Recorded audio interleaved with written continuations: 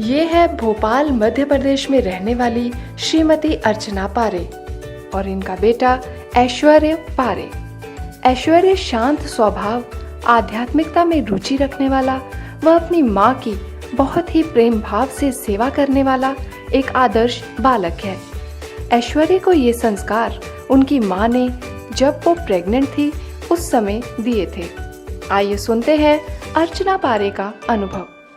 2007 में जब मैं प्रेग्नेंट थी तो उस टाइम पे मैंने पूरे 9 महीने सत्य साहित्य का पठन किया और मेरे जो रूम था उसमें पूरे रूम में बापूजी के और श्री कृष्ण जी के श्री चित्र लगे हुए थे जिनको मैं दिन रात देखती थी। मैं इसके अलावा ना कोई फिल्में देखती थी, ना कोई और अदर सॉन्ग्स कुछ भी नहीं सुनती थी।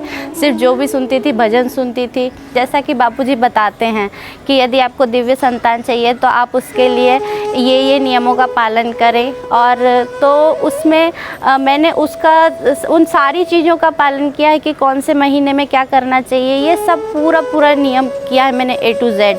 और मैं जब प्रेग्नेंट थी उस टाइम पे मुझे अंदर से ही अनुभूति होती थी कि मुझे कुछ लिखना है।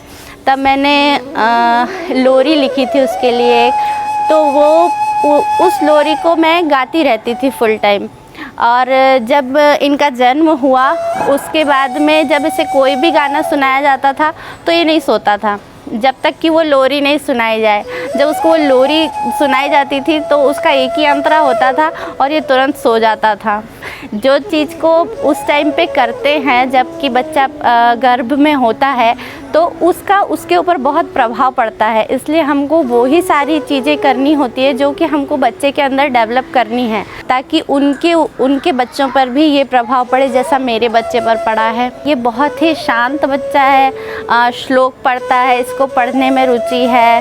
और अभी इसने दीक्षा नहीं ली है बापूजी से, फिर भी इसने यहाँ पे आके अनुष्ठान किया है अहमदाबाद में पूरे 7 दिन का। और ये इसका पूरा प्रतिदिन नियम करता है और पूरी मालाएं करता है। और मुझे जब भी कुछ होता है, थोड़ी सी तबीयत भी ख़राब होती है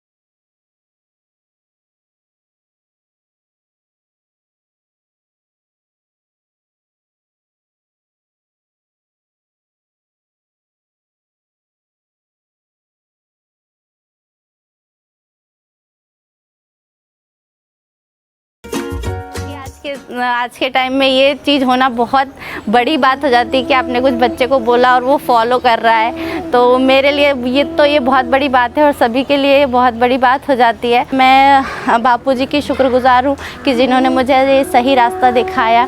और मैं अपनी सारी बहनों से ये अनुरोध करना चाहती हूँ, जो भी मेरी बहनें हैं जो प्रेग्नेंट हैं और उनको प्रेगनेंसी के दौरान सत्य साहित्य का पठन करना चाहिए।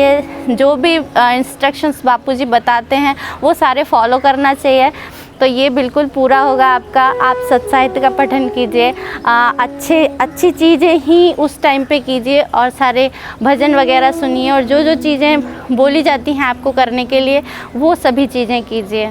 इन्हीं चीज़ों में अपना समय पूरा जो 9 महीने रहता है उसको पूरे को इसी तरीके से निकालें, तो आपके सामने भी इसी तरीके का परिणाम आएगा जो कि मेरे सामने आया है। हरिओम।